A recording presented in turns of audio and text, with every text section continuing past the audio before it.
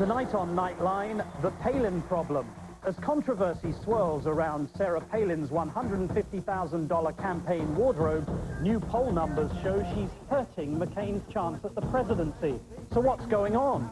We take to the trail with Sarah Palin to find out. Aftershock.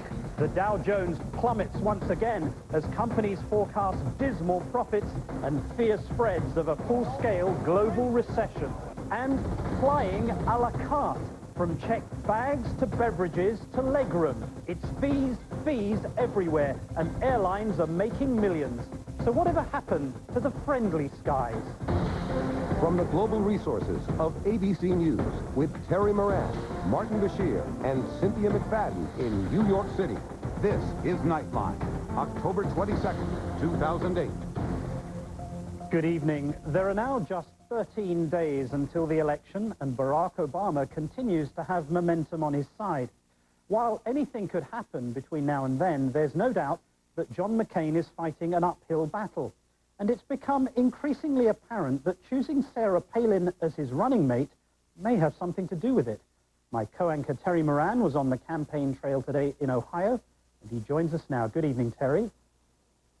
Good evening, Martin. And just a few hours ago, the Straight Talk Express, the McCain bus here, rolled into this airplane hangar behind me. It was packed to the rafters for a John McCain, Sarah Palin rally. There were banners, bunting, bleachers, blaring music, the works, and they're tearing it down now fast. And I guess you could say that's how Sarah Palin might be feeling these days. When McCain nominated her, she was just incandescent, and it looked for a while like it was one of the most brilliant and daring political moves in recent times. Now, well, not so much. Palin is failing, is how the Wall Street Journal put it in the headline, and McCain's in pain because of it. But Sarah Palin, she is still a fascinating political phenomenon.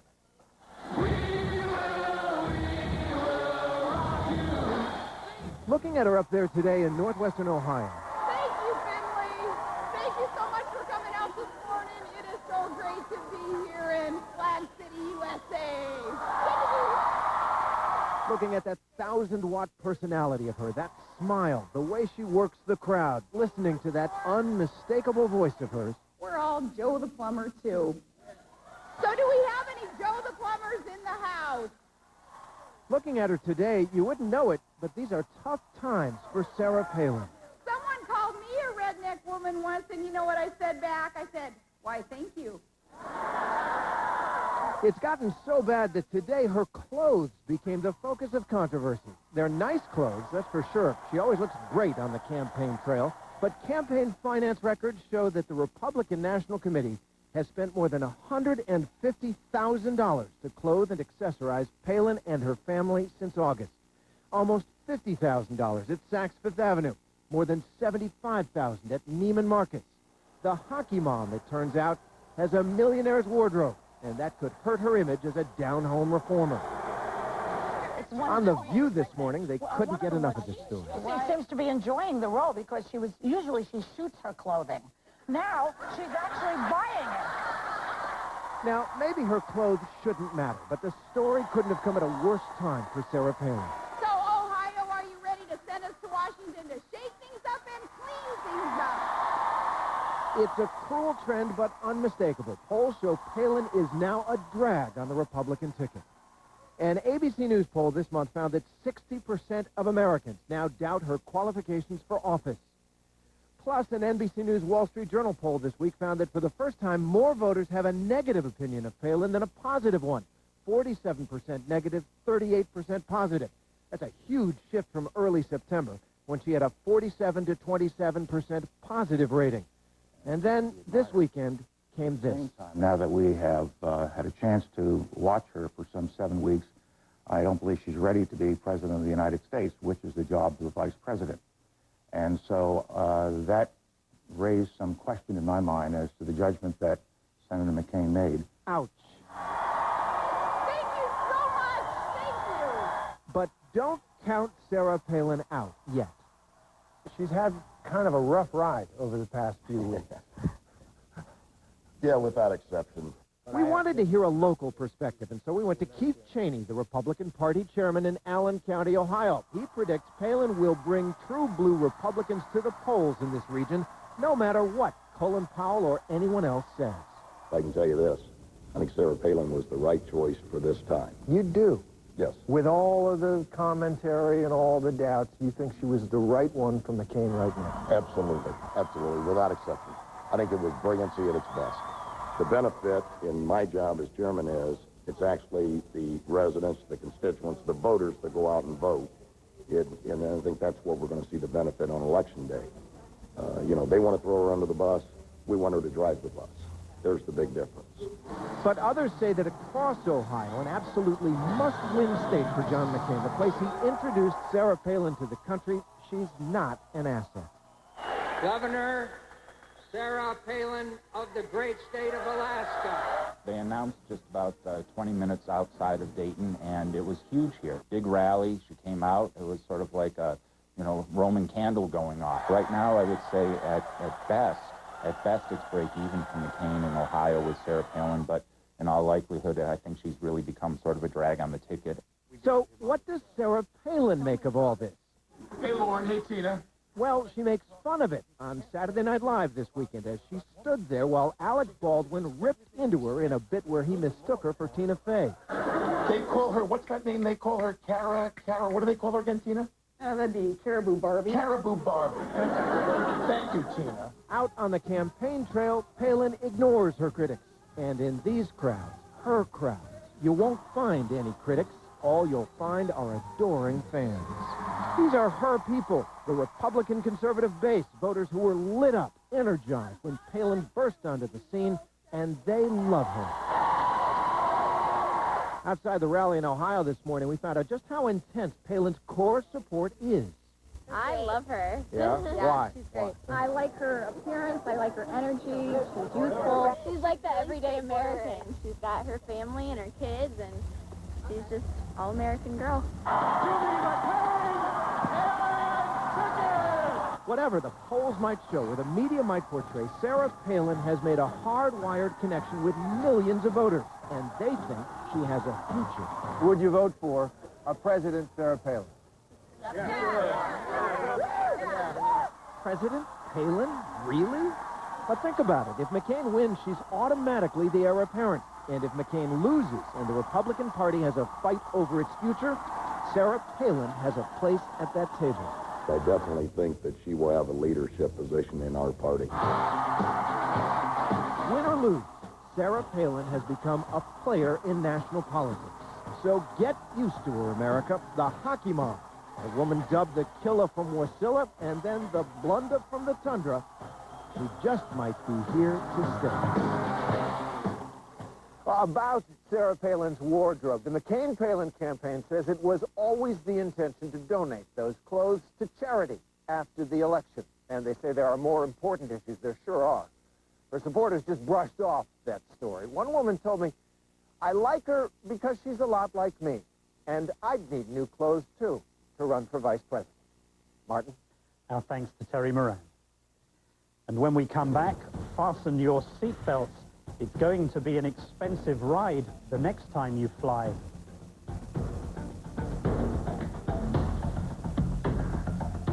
ABC News Nightline, brought to you by TD Ameritrade.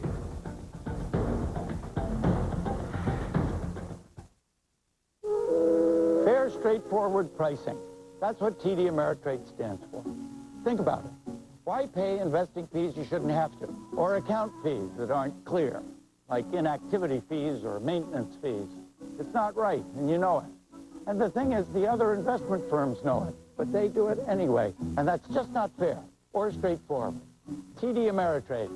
Independence is the spirit that drives America's most successful investors. If you think all batteries are the same, consider this. It was a beautiful day in the park. Kevin, can you have me? That turned to panic in an instant.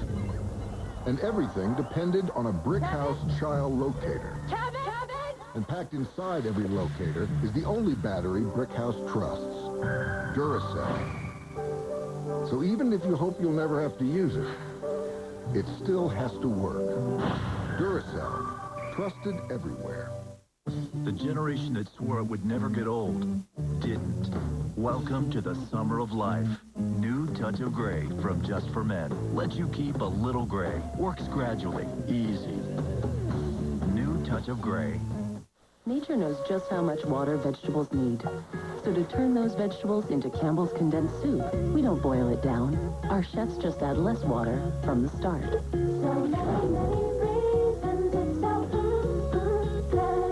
He's the late-night host, so funny. GQ says you can't help but laugh along. Gotta stop appearing nude on my webcam. Tonight, Jimmy's got Eli Stone's Johnny Lee Miller. Emmy Award-winning Jimmy Kimmel Live. All new, coming up on ABC. Sending soldiers back to war who aren't well enough to go. Tomorrow on World News with Charles Gibson. Tired of being shouted at? Here's the bottom line with no packaging. Oregon's economy is in trouble. Huge job losses. Recession. Jeff Merkley's record, he taxes, spends, and borrows. 44 votes for higher taxes. $5 billion in additional spending. Another $1 billion in additional debt. So if it is about the economy, we just can't send Jeff Merkley to the U.S. Senate. The National Republican Senatorial Committee is responsible for the content of this advertising.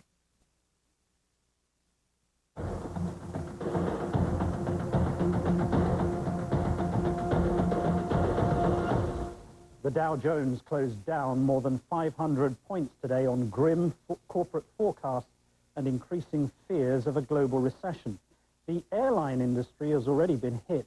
Many major airlines reported huge losses last quarter. But they have found one way to make money, even if it's making passengers deeply unhappy, as Chris Bury now reports. From the very moment your car pulls up to the airport curb, the airline cash register starts ringing. See your credit card, please? I'm sorry? Let me see your credit card, please. At United, it's $15 for that first bag, $25, soon to be $50 for a second. Not including tips, of course. That's for you. Thank you. It adds up quickly if, let's say, two couples are traveling for a wedding. There were 4 bags, so $60 for the bags, 15 apiece. And then $10 tip. $10 tip. So $70. Yeah. Right. That's just a tiny sliver of a brave new world that increasingly is built less on fares than fees. The airlines, ever since oil prices spiked, have been moving to a model of a la carte pricing. In other words, paying for every single thing you use, leaving many flyers fuming. I hate it. It's like you got a choice. I mean, this ain't like a negotiation. Condition to know it's a necessary evil. If you want to get the bag on, you got to pay. But the problem for the passenger is that the fees hide the true cost of a plane ticket. Let's say your family of 4 buys $200 round-trip tickets from Chicago to Tampa on U.S. Airways. Sounds pretty good, but look at the small print. You each have a checked bag, $15 each. It's round-trip, make that $30. Oh, you booked on the phone, another $25 per person, and you want to sit together, at least $5 per seat request, a snack and a drink, at least $7. So the true cost of each discount ticket is more like $267. Your family of 4 paying an extra $268, enough for another ticket. For consumers, they need to figure out how to get a better bad deal because holiday travel this year is going to be the most expensive in the last 10 years. At Dallas-Fort Worth Airport, we caught up with Rick Seeney, the CEO of FareCompare.com. His website tracks nearly all fares and fees. He led us on a tour of the new airline reality. Did the airlines have to put on these fees? They really didn't. They could have actually raised the base airfare, but the problem is when they actually raise fares too much, people just start flying. The most frequent flyers, like business travelers with elite status, get a free pass on 2 bags. Who really gets whacked by these fees? Well, the people that really get hurt the most by these fees are a family of 4. It's going to take at least 2 or 3 years before everybody understands all these fees. Not only is the fee, it changes week on week, airline to airline. There's no way for a consumer to actually compare apples to apples when they buy their trip now. Is that intended? Of course it is. American Airlines was the first to begin charging for checked baggage. Now most major carriers have followed suit, If not for that first suitcase, then for all the others. Delta doesn't charge for the first bag. They sure do for the second and third. U.S. Airways enjoys the dubious distinction of being the first airline to charge for water on board a flight. If I'm flying on U.S. Airways and I want a drink of water, It's $2. $2 for a drink of water, $2 for soda. Basically, you don't get on a U.S. Airways flight without paying something if they bring you something. Heaven forbid you change your plans. We met Jim Cutbirth trying to catch an earlier flight to Portland. I'm attempting to travel standby, and I'm trying to understand why they're going to charge me $50 just to, after they've already charged me an exorbitant rate. Another $50 just to be able to stand with the potential of going out on the flight. Change your ticket, $75 to $150 on most carriers. More legroom, $5 to $35 for an exit row. Book by telephone with a fellow human being, $10 to $35. What else can they possibly charge us for? The bathroom? In theory, the worst, what I call the nuclear option, is basically weighing us as we go through the thing. So, we could pay by the pound like FedEx. Airlines initiated the fee, so they say, as a response to surging fuel costs. But now that oil prices have dropped from more than $140 a barrel to less than $70, the fees have stuck. For one thing, they now bring the U.S. airlines about $3 billion a year in revenue. Are these fees here to stay? The fees are here to stay, I think, for a long, long time. It's very unlikely that the airlines will unring this bell of airline fees. Delta just reported these fees have helped boost one of their revenue streams by $100 million over the same quarter last year. American and Continental both saw an increase of $70 million more in the same area. The new fees are changing behavior, the airlines insist. For instance, those check-back charges are causing more consumers to pack lighter, saving the airlines additional money on fuel. When you found out what you're going to have to pay for baggage, what was your reaction? Tried to pack accordingly, squeeze it all into one bag, and a carry-on. But that means more carry-on bags inside the cabin, bags for flight attendants to wrestle with. It's not only more bags, it's more passengers, it's less baggage space, no more closets, more seats. It's just become an incredible challenge to try to get the luggage put away where it needs to be before you can shut the door and have an on-time departure. One airline is bucking the trend of a la carte pay-for-everything pricing. Thank you so much. Sure, would you like that? Thank you for choosing Southwest Airlines. I understand we are in a no-fee zone here. Is that true? Indeed, we are, and very proud to have that. Gary Kelly, the CEO of Southwest Airlines, launched a marketing campaign aimed squarely at his rivals' fees. I need to check this bag. How much is that going to cost me? What did you see in terms of a competitor? What kind of an opening did you see? What I saw was hallelujah. There's no charge on Southwest, sir. Hallelujah!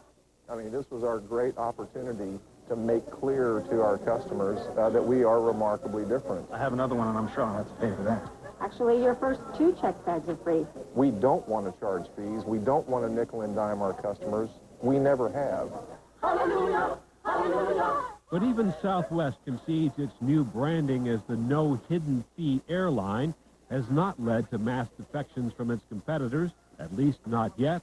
And when it comes to all those pesky fees, its chief executive won't utter the word never. For nearly all U.S. airlines, the fees are here to stay. So laugh about it or cry. We're trying to give them as much money as we possibly can. Because if we give them $50 a piece, then the ticket, even though it costs like $35, it's going to cost like $500 when we're done. That's going to be awesome. The cost of getting from A to Z is climbing by nickels and dimes. And the only hallelujahs are coming from airline executives. This is Chris Bury for Nightline at the Dallas-Fort Worth Airport. Thanks to Chris Bury, and today's Wall Street woe is having a global effect. Trading in Asia has opened down sharply.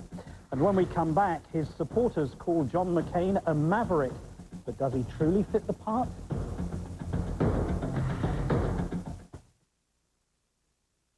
Approximately 2 out of 3 people being treated for depression still have depression symptoms.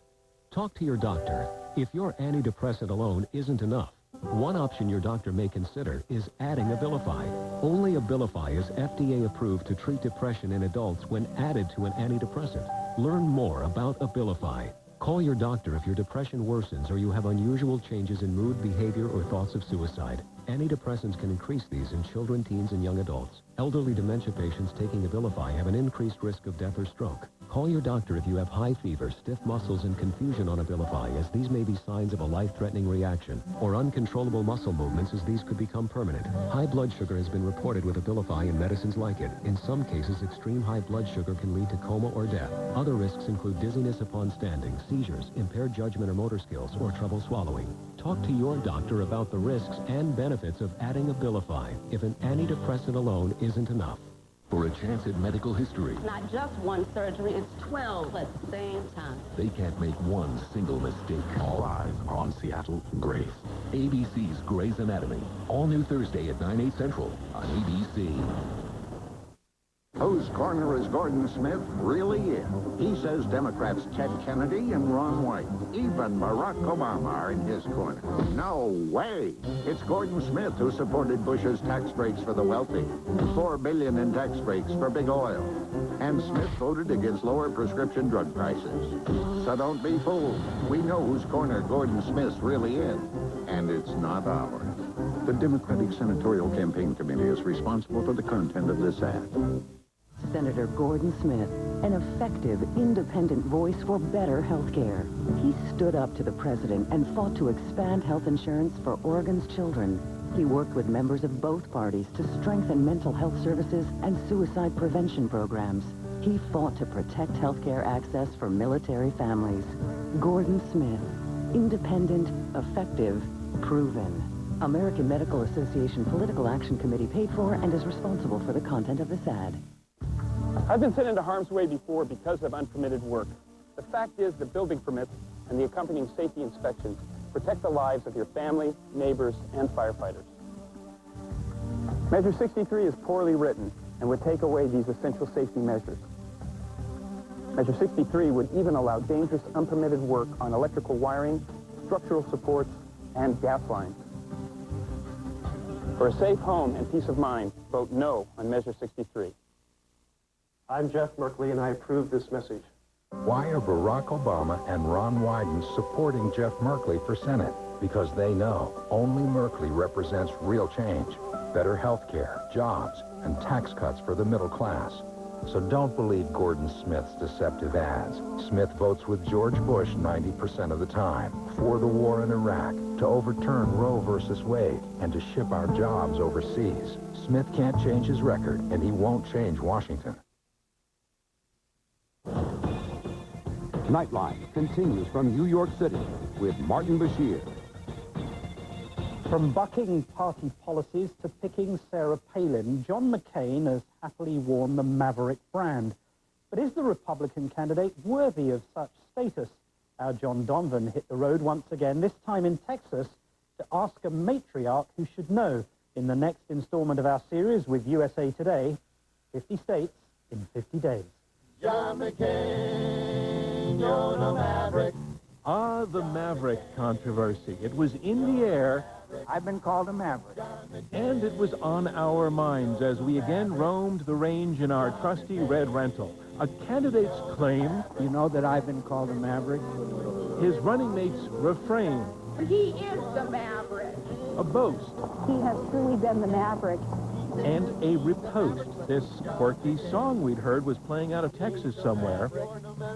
John McCain, you're no Maverick. I mean, Maverick. I thought that term originally had something to do with cows.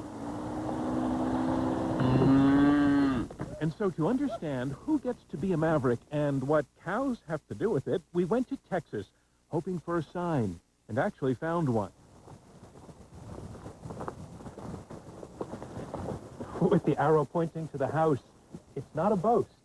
The home of one Terralita Maverick, age 82. Here we are, looking out this window right now. Because the word Maverick, as used today, comes from her great-grandfather, Samuel Augustus Maverick, a rancher in the long ago whose cattle were a little bit different because they were not branded.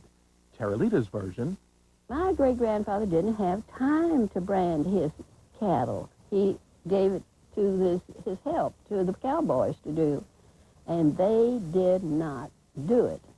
By oversight, by negligence? By drunkenness, I believe it's called. And so Maverick came to mean unbranded, and from that it evolved into a label for standing apart from the crowd. A pro basketball team took the name, and Tom Cruise in the movie Top Gun. I'm Maverick. Maverick? Does mother not like you or something? And a car, and a wine, and a weapon system. There goes a Maverick missile, which is what John McCain says makes him John McCain. He's the original Maverick. Well, not to Terralita Maverick. He cannot be a Maverick in uppercase or lowercase because he's not related to me and he is not independent of his voting record or of the Republican Party. Uh-oh, now we notice the earrings she's wearing and the FDR picture in her living room. In Republican Red Texas, she is, as it's sometimes put, a flaming liberal. Oh, won't you vote for me? I'm getting that you are an ardent supporter of freedom of speech. Would you ever want to tell John McCain to stop using your name, or does he not have the right? He has the right to do whatever he wants, say whatever he wants to say, but I would like it if you would consign the use of my name to the cliche crematorium. He says he's a maverick, but the Republicans own his name, John McCain. As for that song, it was actually written and sung by Terralita's own son, who was not there the day we visited, not there to hear his mom confess that she actually likes Sarah Palin. If I had to admit it, I would say she's more of a maverick than McCain is. Yes, really? She's pretty tough old broad. She is. She's been very strong. Wow, that's almost saying welcome to the family. Almost, but not quite. She'll probably be a great governor. Because she's going to keep on being a governor. John McCain, you're no maverick. I'm John Donvan for Nightline, outside San Antonio, Texas. So Maverick really is in the genes, our thanks to John Donvan. And when we come back, do the polls lie? It's the subject of our closing argument.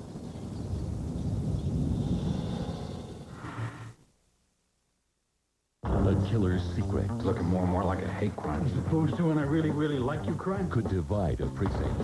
Thursday's new smash hit. No. Live on Mars. All new Thursday at 10/9 Central after an all-new Grey's Anatomy on ABC. Steel, auto, airlines. What do these industries all have in common? Hundreds of thousands of lost jobs and union bosses who helped to put them out of business. If you think the economy's bad now, it could get worse. Union bosses are pushing their own bailout bill in Congress that could force employees to pay union dues against their will. Economists say it will cost jobs and damage the economy. Fight the Employee Forced Choice Act at employeefreedom.org. One senator stands at the center of the Senate. One senator reaches out to both parties to find the common ground. With Ted Kennedy on hate crimes, with Barack Obama on renewable energy, and with Ron Wyden every day for Oregon. It's a question of finding common ground. And Senator Smith, my friend, my partner, always meets me halfway. I'm Gordon Smith, and I approve this ad. Mike Erickson is a real piece of work, a work of fiction. He faked endorsements, exaggerated his resume, was kicked off the ballot, and he even misled his allies about his true abortion position. Then there's the trip to Cuba that Erickson claimed was humanitarian, but it was filled with cigars, parties, and nightclubs. Mike Erickson, fact or fiction, he's pretty scary. The Democratic Congressional Campaign Committee is responsible for the content of this advertising. Today, when workers vote on having a union at their workplace, they use a secret ballot. But a new law could change all that. How you doing? Who are you? Who's that there? My secret ballot. Oh, nothing more, it ain't.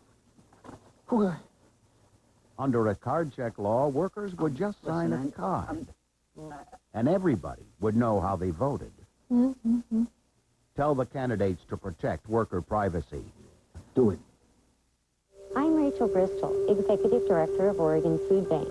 In these tough times, our 20 regional food banks are busy. Over 200,000 people a month eat meals from an emergency food box. Oregonians have always been generous, but Bill Sizemore's Measure 64 will make it harder for people to help Oregon charities. Measure 64 is unfair and could mean more people will have to go without. Please join Oregon Charities in voting no on Measure 64. Tonight's K2 program brought to you by Providence Cancer Center. Friday, would you risk your life in the jaws of a wolf to be with your boyfriend? She did. So what's it really like living so close to wolves? Then one wrong move. He grasped my neck in his jaws. Could be your last. Watch 2020 Friday.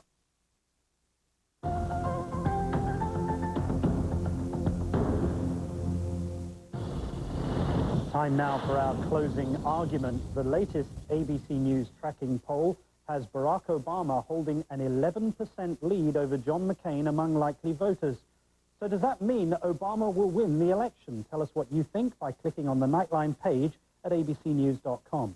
And our 50 States in 50 Days series will continue tomorrow night in New Mexico, where we look at the devastating impact of the methamphetamine trade. Open the door. Police department, open the door. Get on the ground! Get on the ground! Do it now! We're like any place in the United States. Meth has hit this area extremely bad. That's tomorrow on Nightline, but for all of us at ABC News, good night, America.